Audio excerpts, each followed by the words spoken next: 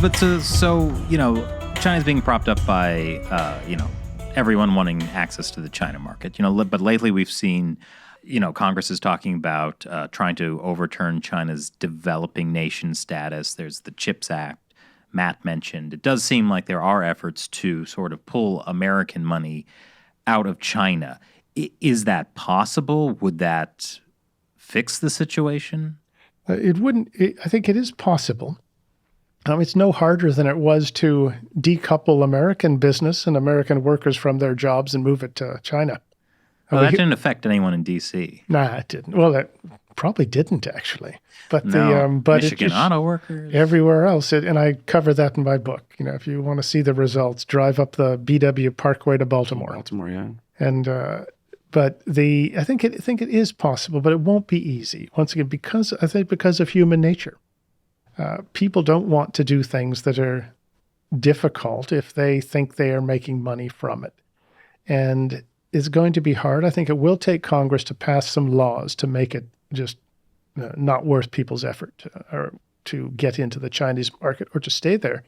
I would like to see actually some state attorney generals or sort of shareholder activists bring suits almost every day against some corporate CEOs on the grounds of, I'd say, malfeasance, abuse of shareholder interest by getting into a market like the PRC, putting so much of their shareholders' money and interest into that country. Because you think about it, it's a market that has no predictable legal system.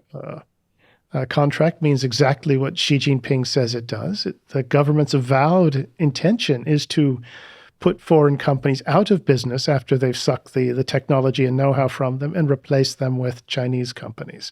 Well, it was interesting with the whole real estate crisis in Evergrande. A lot of American financial experts were like, well, don't worry.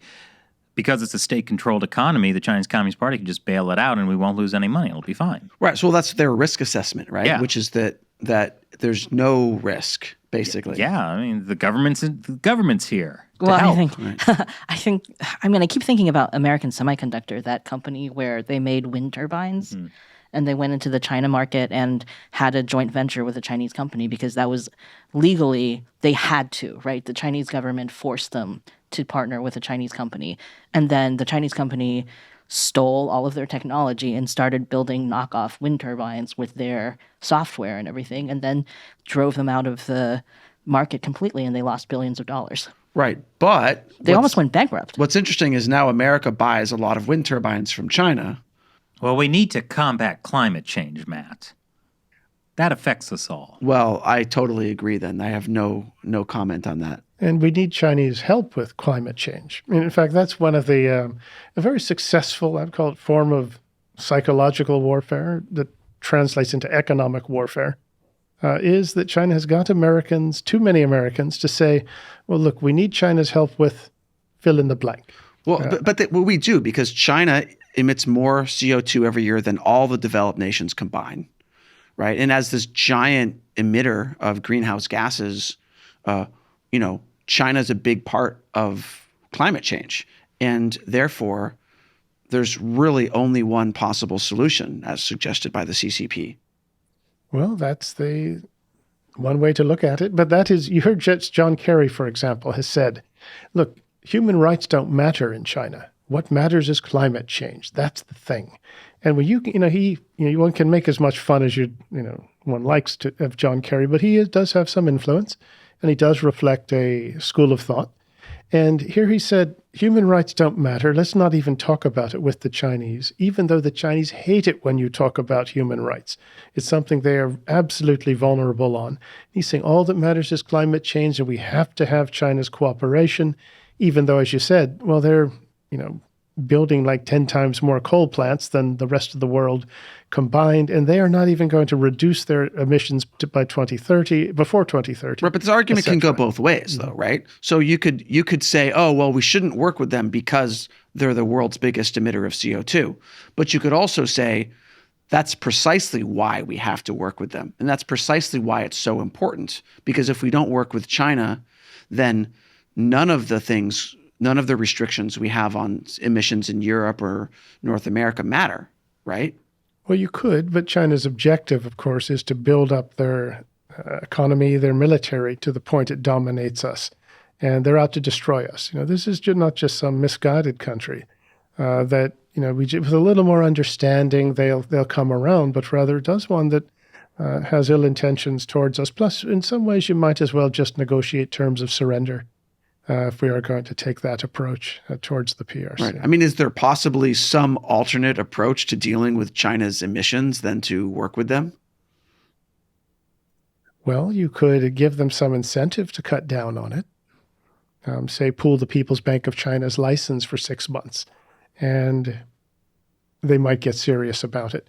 But with that, ultimately, no. Because the emissions problem that you have from China it reflects so many other things, that the idea has always been, well, if we just accommodate them, if we just understand them, give them a little more time, that we can work something out. But it helps if the other side has some interest in changing their behavior. And I don't see the evidence that China does on this. I mean, they've said, like, in their policy papers that essentially ecological things kind of take a backseat to national security economic development. It sounds like they're like, oh, it's important to address the environment and things like that. But with the caveat, right? I'm looking at the warfare list. Where's environmental warfare? Because that's basically what it is. They're using its status as a developing nation to get concessions in, the climate change fight. So, the U.S. has to have a bunch of expensive regulations that hurt American business, while Chinese businesses have none of that. It's environmental warfare. Mm-hmm. There's 25 now. You added one? I've just added one. You should trademark it. But the point of that you've highlighted there is that because we try to play by the rules, or whether they're the right rules or not, I don't know. But we have given our industry, our economy, we've put it in. Struck a blow against it by trying to get off of so-called fossil fuels too fast before there's any alternative available, and it really has put us at a disadvantage. Meanwhile, for China, it's full speed ahead, and this has hurt us economically. We were, for a short period, we had something like energy independence, and now we don't. And you can see the trouble this has once again got us into when, the administration is begging Venezuela to sell us more oil, begging the Iranians to sell us more oil. If you're begging people for oil, you're not applying pressure on them for some other things that you should be. So they've been very successful. It may seem like just one small issue, this environmental problem where China shows no signs of cutting down on its emissions. But because we are doing that, and we've put these rules in place, we've put ourselves at a disadvantage. And it's not just economic, but also you can see the political ramifications of that as well. So it's, so many of these successes that the Chinese have had are really because we've let them have them. And the idea was that, in the beginning it was with Nixon, well, let's open up to China, even though we should have had China come to us first rather than us being the supplicants. But the idea was to split them from Russia. Then the idea became, if we help China get stronger, get their economy up to speed, they'll have a middle class, they will demand more rights. And that hypothesis didn't work out. And then it becomes, we kept with that for an awfully long time, but then it became, if we do anything to China, try to stand up for ourselves, it'll hurt our business. And Wall Street, the business class, the donor class, they'll be calling up the White House so often that, the phone will burn up, saying, don't get China mad. And then once China's military gets strong enough, the idea is, if we do anything, towards China, to China, they might attack somebody. They might attack us, might attack Taiwan. So just not get them mad. So much of this has been a very successful sort of cognitive war against the Americans. And that you can see that we haven't even talked about a shooting war yet. And you can see how this has been going on for a long time and how it's taking place in ways that we don't normally see as warfare. But from a Chinese perspective, it does. And they've done very well to sort of weaken us, discombobulate us, while they have been, impressively building up both their economy and their military.